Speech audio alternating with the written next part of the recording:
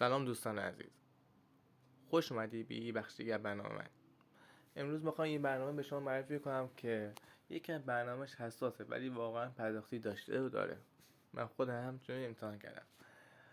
بدون وی پی ان کار میکنه، اما بهتره که با وی پی ان استفاده کنید چون تبلیغاتش تقریبا موقعی که وی پی ان میزنی راحت‌تر میاد بالا.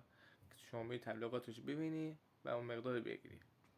خب من جلوتر به شما توضیح میدم. خب وارد برنامه میشی.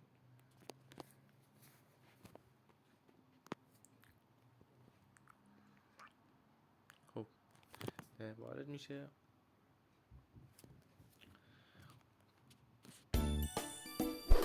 خب همینجوری میبینی اینجا دو روش پرداختی داره که میتونی با دیدن تبلیغات با دیدن تبلیغات اون مقدار رو بگیرین. یکی این قسمت پایینه، اینجا من خط کشیدم که شما میزنی تبلیغات میبینی و مقدار رو میگیری. یکی دیگه هم بذار ضبط کنم. یکی دیگه با انجام دادن وظایف یعنی چی؟ بازی کردن انجام میدم وظایف میشه. این مقدار شما میخواد و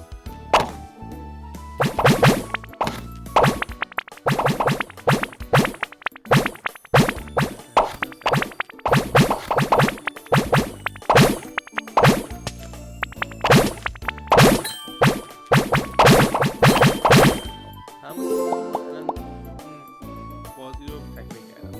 وقتی این قسمت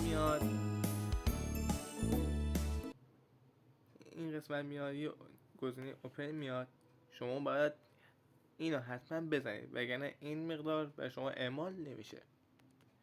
خب من یه سوزن تبلیغات رو میبینم و بهش به شما انجام میدم.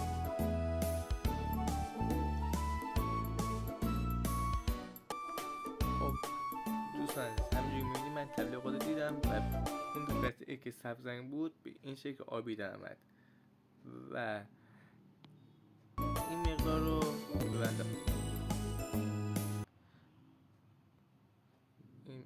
این مقدار رو ببنداد. وقتی این مقدار داد شما میتونید الان لوگو زدن تیک 8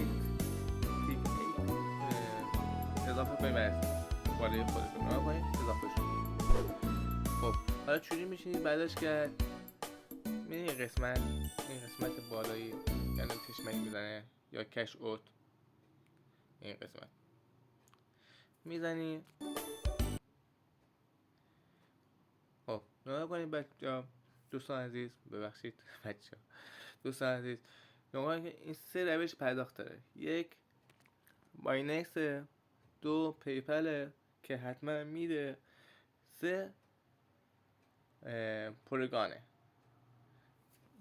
دوستان این واقعا پرداختی داره و داشته و داره، بازم میگم داشته و داره.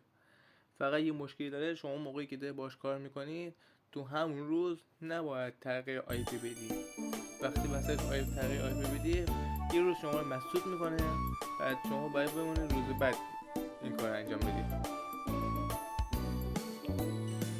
دوستان لایک یادتون نره، این سابسکرایب کنید، منو دنبال کنید تا بتونم ویدیوهای بیشتری بذارم. حتما زیر همین پست من کامنت بذارید که ببینم شما چقدر علاقه‌مند هستید و چه مشکلاتی دارین براتون حل کنم. منتظر برنامه بعدی منتظر ویدیوی بعدی من باشید. ممنون.